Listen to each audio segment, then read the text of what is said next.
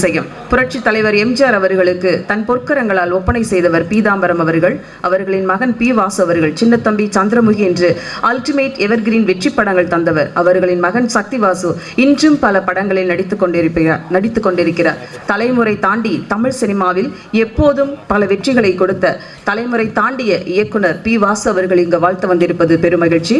அழைக்கிறோம் பி. வாசு இயக்குனர் அவர்களை.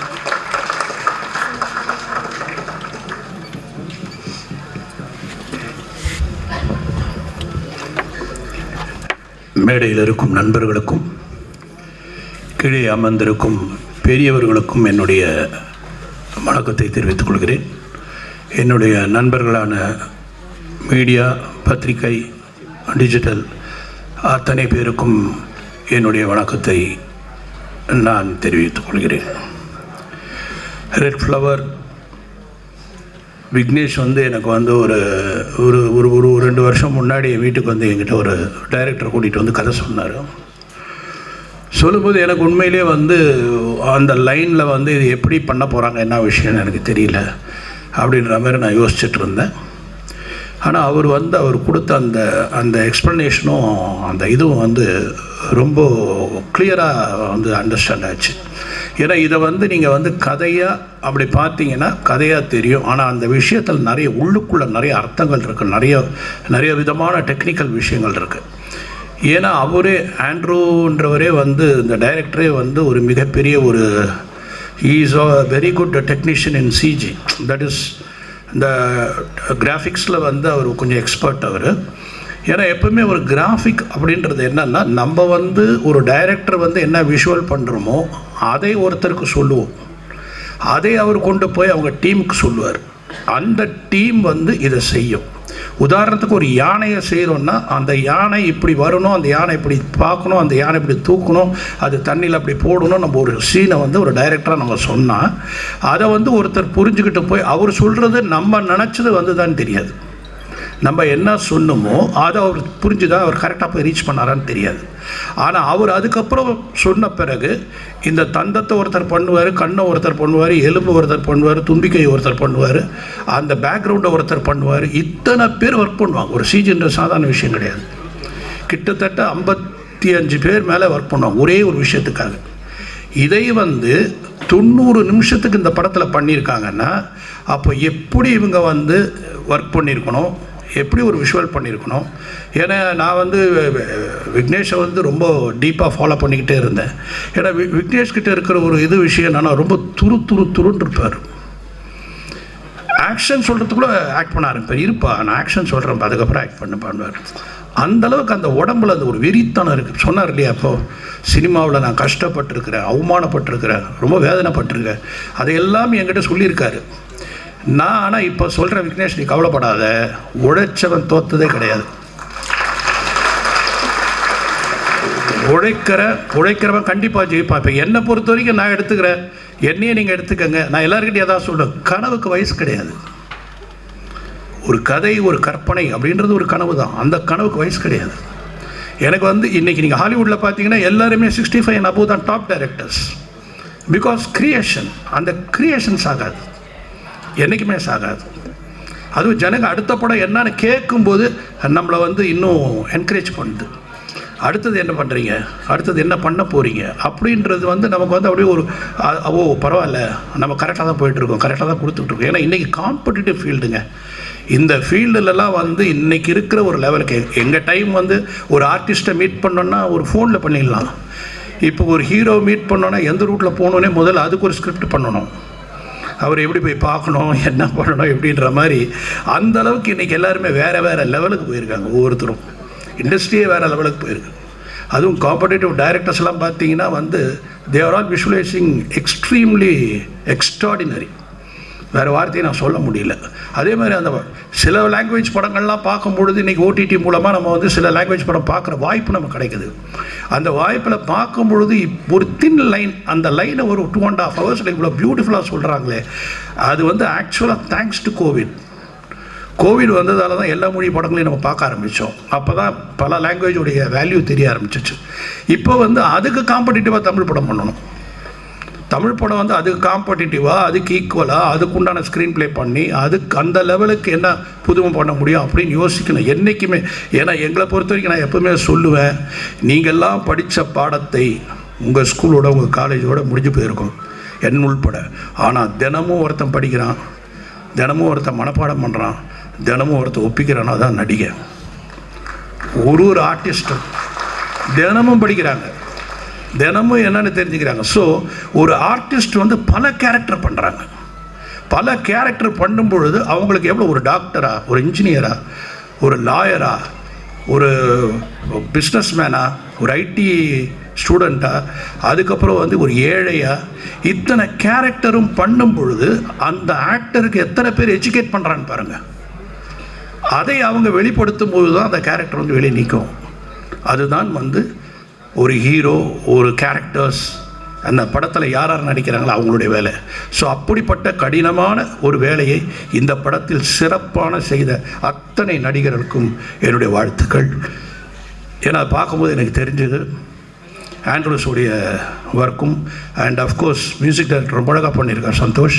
ஏன்னா ரீரெக்கார்டிங் வந்து ரொம்ப எஃபெக்டிவாக இருந்தது பார்க்கும்போது. நமக்கு அந்த மிக்சிங்கும் ரொம்ப அழகாக பண்ணியிருக்காங்க, எல்லாமே பேலன்ஸ் பண்ணியிருக்காங்க, வண்டர்ஃபுல் டெக்னீஷியன்ஸ் ஒர்க் பண்ணியிருக்காங்க இதில். அதே மாதிரி எனக்கு வந்து இங்கே ஒரு விஷயம் நான் சொல்ல ஆசைப்படுறது என்னென்னா, என்னுடைய விஷால் வால்டர் வெற்றிவேல் நாங்கள் ஷூட் பண்ணும்போது அவங்க வீட்டில் தான் டீல். அவங்க அப்பா வந்து ரொம்ப அவரை மாதிரி இதை இப்போ சொன்னார் இல்லைங்களா, மாணிக்க சார் வந்து சினிமா லவர்னு, அதே மாதிரி ஒரு மிகப்பெரிய லவர் அவங்க அப்பா. அவங்க அப்பா வந்து படம் எடுக்கணும். நான் அப்போ பண்ணும்போதே வால்டர் வெற்றிவேல் எல்லாமே அதை ரீமேக் பண்ணணும், இதை ரீமேக் பண்ணணும், இந்த படம் எப்படி இருக்கணும், அந்த படம் இருக்கணும், அப்படி ஒரு மிகப்பெரிய ரசிகன். அந்த ரசிகனுக்கு பிறந்தவர் எப்படி தப்பாயிடுவார். நான் பார்க்கும்போது வீடியோ கேம் ஆடிட்டு இருப்பார். மத்தியானம் வீட்டில் தான் சாப்பாடு எங்களுக்கு. 4 நாள் நாங்கள் அண்ணா நகரில் ஷூட்டிங் எடுத்தோன்னா 4 நாள் எனக்கு சத்யராஜ் சாருக்கெல்லாம் அவங்க வீட்டில் தான் சாப்பாடு, அவங்க வீட்டில் தான் சாப்பாடு கொடுப்பாங்க. அதை வந்து அந்த அளவுக்கு எங்களுக்கு வந்து தினம் ஒரு டிஷ்ஷஸ், ஒரே, அதாவது ரோட்டில் ஓடி துரத்திட்டு ஒரு சீன், அந்த மாதிரி ஒரு சீன். ஆனால் அந்த மாதிரி கவனிப்பு அவங்க அம்மா விஷால், அவங்க அப்பா ஜி.கே. ரெட்டி சார், அவங்கெல்லாம் வந்து ஒரு அந்த மாதிரி ஒரு ஃபேமிலியில் பிறந்த ஒரு புள்ள இன்றைக்கி இந்த அளவுக்கு வளர்ந்தது இல்லாமல் ஒரு மேடையை அப்படியே ஷேக் பண்ணுறாரு. ஷேக் பண்ணி அதுக்கு உண்டான ஒரு எசன்ஸை ரொம்ப அருமையாக சொன்னார். நான் எதுக்காக, தனக்காக தான் செய்யலை, இந்த மேடையில் நான் இதை செஞ்சதுக்கு காரணம் இந்த படம் ரெட் ஃப்ளவர்ன்ற படம் வந்து எல்லா இடத்துலையும் போய் சேரணும், அதை ரீச் பண்ணுறதுக்காக தான் நான் இதை மாதிரி ஒரு விஷயத்தை பேசுகிறேன் அப்படி சொல்லும்போது அந்த நல்ல மனசு இருக்கிற வரைக்கும் என்றைக்குமே விஷால் நல்லா இருந்துக்கிட்டார். ஏன்னா சினிமாவில் அடுத்தவனோட வெற்றியை பார்த்துட்டு ஐயோ அப்படின்னு நினைக்கிறேன். அப்படியா, நல்லா இருக்கா, நீங்கள் படம் நல்லா இருக்குன்னு சொல்லி பாருங்கள், நல்லா இருக்கா, ஏய் நல்லா இல்லையா, யாரோ சொன்னாங்களே, ஏன் ஐயா நல்லா இருக்குன்னா சந்தோஷப்பட, நல்லா இருக்குன்னா சந்தோஷப்பட்டால் தான் நமக்கு நாளைக்கு நல்லது நடக்கும். இப்போ மாணிக்கம் சார் மாதிரி ஒரு ப்ரொடியூசர் வந்திருக்காருன்னா காளிகாம்பாள் யாரை வச்சு, காளிகாம்பாளை வச்சுட்டு வந்திருக்காரு, அண்ணாமலையாரை வச்சுட்டு வந்திருக்காரு. ஸோ அவர் எப்படி வந்து இதில் வந்து ஒரு தோப்பாருன்னு எனக்கு தெரியாது. கண்டிப்பாக அவருக்கு மிகப்பெரிய வெற்றி இருக்குது. அதே போல் ஒரு டைரக்டரோட கதையை டைரக்டரோட வேலை என்னென்னா, முதல்ல அந்த ஹீரோயின் அந்த ஃபஸ்ட்டு ப்ரொடியூசரை கன்வின்ஸ் பண்ணணும். தயாரிப்பாளருக்கு கதை பிடிச்சிருந்தா அடுத்தது இந்த கதாநாயகனாக இவர் இருந்தால் நல்லாயிருக்கும்னு நம்ம சொல்லுவோம். அந்த கதாநாயகிட்ட போய் என்னுடைய டைம் நான் சொல்கிறேன், அந்த கதாநாயகிட்ட போவோம், அந்த கதாநாயகிட்ட கதை சொல்லுவோம். சொன்ன பிறகு அந்த படத்தை நாங்கள் இத்தனை நாள் எடுப்போம்னு ஒரு ஷெட்யூல் போட்டு தருவோம். அதை போட்டு கொடுத்த பிறகு அத்தனை நாளுக்குள்ளே முடிக்கணும் அப்படின்னு பிளான் பண்ணுவோம். முடித்த பிறகு எங்களுடைய முதல் வெற்றி அப்படின்றத தயாரிப்பாளரை திருப்தி பண்ணுறது. அவர் நல்லா இருக்குன்னு சொல்லிட்டார்களே, நம்ம முதல் படி ஏறிட்டோன்னு அர்த்தம்.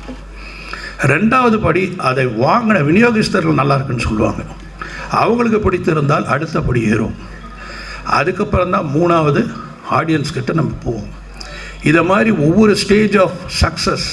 ஆனால் இன்றைக்கி மாணிக்க சார் பக்கத்தில் உட்காருங்க சொல்கிறாரு, இந்த படம் பாருங்கள் சார், ஃப்ரைடே சாட்டர்டே சண்டே எல்லாம் ஃபுல்லாகும், அந்த அளவுக்கு இருக்குது.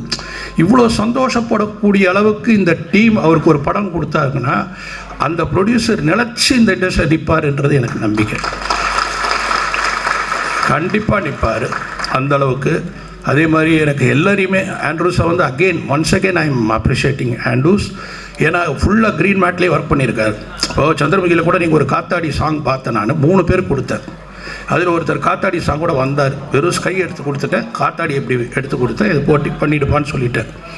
அவர் எடுத்துகிட்டு வந்து கொடுத்த உடனே காத்தாடி வந்து ஸ்கையில் ஷேடோ இருக்குது. அப்புறம் அவர் கூப்பிட்டு சொன்னேன், ஏயா காத்தாடி எப்படியா ஸ்கையில் ஷேடோ வரும்? ஸோ அந்த அளவுக்கு ஒர்க் பண்ணுறாங்க, அந்த அளவுக்கு யோசிக்கணும், அந்த அளவுக்கு பண்ணுறாங்க. இது ரொம்ப சாதாரண விஷயம் கிடையாது.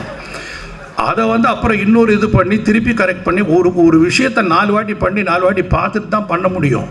அந்த மாதிரி இந்த படம் பூரா மேக்ஸிமம் க்ரீன் மேட்டில் விஷுவல் பண்ணியிருக்காருன்னா ஹீ இஸ் ஸோ கான்ஃபிடென்ட். அது கதை வந்து எப்பவுமே இயக்குனருக்கு தெளிவாக இருக்கணும். கதை இயக்குனருக்கு குழப்பமாச்சுன்னா வாத்தியாருக்கு பாடத்தில் சந்தேகம் ஏற்பட்ட மாதிரி, ஒரு வாத்தியாருக்கு சந்தேகம் ஏற்பட்டால் பசங்க காலி, டைரக்டருக்கு சந்தேகம் ஏற்பட்டால் ப்ரொடியூசர் காலி.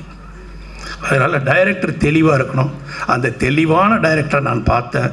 அவர் கண்டிப்பாக நிச்சயம் மிகப்பெரிய அளவில் வருவார். விக்னேஷ், இன்னொரு வாட்டி சொல்கிறேன், this is your round, this is your time and you going to achieve. நான் வந்து சந்திரமுகி வந்து நீ வந்து என்கிட்ட கேட்டு கேட்டு கேட்டு கேட்டு நீ நடித்த, நான் உன்னை கேட்குற டைம் வரும். இப்போது நான் தைரியமாக சொல்கிறேன், நானே உங்கள்கிட்ட கேட்பேன். காட் பிளெஸ் யூ அண்ட் கிளாஸ்பேட் the unit and everyone. எல்லாருக்கும் என்னுடைய வணக்கங்கள், எல்லாருக்கும் என்னுடைய பாராட்டுக்கள். கண்டிப்பாக நம்ம வந்து சக்ஸஸ் மீட்டில் மீட் பண்ணுவோம். தேங்க்யூ. Thank you sir. விதாக நாம் பேச அழைக்கிறோம். எனக்கு இரத்தம் கொடு, நான் உங்களுக்கு சுதந்திரம் கொடுப்பேன் என்று சொன்ன நெஞ்சு தொண்டர். அந்த வார்த்தைகள் வெறும் வரிகள் அல்ல, அவை ஒரு வரலாற்றின் நெருப்பு. அந்த நெருப்பு தான் இந்த ரெட் ஃப்ளவர் படத்தில் தெரிகிறது. சீக்ரெட் சர்வீஸ் ஆஃப் ஏஜென்ட் என்ற ரோலில் இவரோட கண்ணும் நடிச்சிருக்கும், இவரோட குரலும் நடிச்சிருக்கும். அழைக்கிறோம் த போல்டு ஆக்டர் ஜான் விஜய் அவர்களை.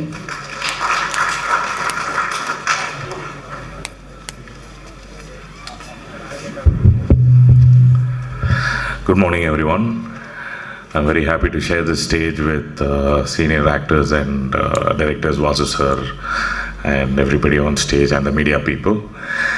And more exciting is that காலேஜில் தான் நாங்கள் ஒன்றா இருந்தோம், அதே மாதிரி இந்த ஸ்டேஜில் நாங்கள் ஒன்றா இருக்கோம். என்னுடைய பிரதர் விஷால் அவர் இருக்கிறதுனால எனக்கு பயங்கர excitement. And is to talk about him, is a man who always stand by anything anybody wants. முதல்ல நம்ம நினச்சி பார்க்கணும், விஷால் நினச்சாலே is always there for everybody and all set of people. And அவருடைய மனசு மாதிரி நீங்கள் வந்து யாரையுமே பார்க்க முடியாது. Is my favourite brother and thank you very much for being here. And for that, ஆத்தங்கர மரமே அப்படின்னு பாட்டு ஒன்று நான் கேட்டிருக்கேன், பயங்கரமாக இருக்கும். அந்த பாட்டிலிருந்து இந்த பாட்டுக்கு டிரான்ஸ்ஃபர்மேஷன் பார்த்தீங்கன்னா இன்றைக்கும் யங்காக எனர்ஜெட்டிக்காக யூத்தாக இருக்கிறது எங்களுடைய hero Vignesh sir. I think he needs a big applause because it's a great effort by him to put across with all these great actors and create such a beautiful film with Andrew sir and as a director. And என்னை வச்சு சிம்பிளாக இருந்தாலும் எக்ஸலண்ட்டான ஒரு portion எனக்கு கொடுத்துருக்காங்க. And thank you very much for giving me this opportunity and giving me this stage. Thanks a lot.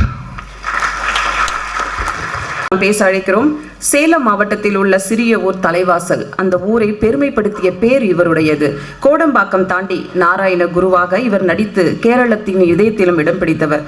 ஒரு இனிமையான கனவு போல இவர் நடிக்கும் கதாபாத்திரங்கள் எப்போதும் நம் மனதில் நிலைத்து நிற்கும். அழைக்கிறோம் தலைவாசல் விஜய் அவர்களை.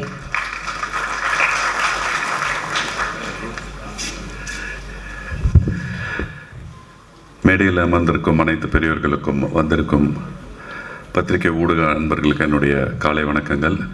தாமதமாக வந்ததுக்கு மன்னிக்கவும். பட் ஐ திங்க் இன்னைக்கு காலையில் தான் நான் திருப்பதிலேருந்து வந்தேன். நீண்ட நாள் ஒரு வவ் வந்து நடந்து ஏறணும் அப்படின்னு, அது ஏறி தரிசனம் முடிச்சுட்டு இன்னைக்கு காலையில் வந்து அதனால தான் தாமதம். Sorry Andrew and whole crew. Red rose, Vignesh, Andrew, Santhosh, the hero, the director and the music director. But அந்த வெர்ஷனில் ஒரு சின்ன சேஞ்ச் ஒன்று இருக்கும். Santhosh will be the hero of the film அது ரிலீஸ் ஆனதுக்கப்புறம். ஏன்னா இந்த படத்துக்கு தேவையான என்ன விஷயங்களோ அந்த விஷயத்தை ரொம்ப அற்புதமாக பண்ணியிருக்காரு. அண்ட் விக்னேஷனுடைய ரொம்ப நீண்ட நாள் நண்பர். a very big comeback for him, a man who never says give up. So அந்த ஒரு ஹார்ட் ஒர்க், அந்த ஒரு what you call passion and towards film and film making.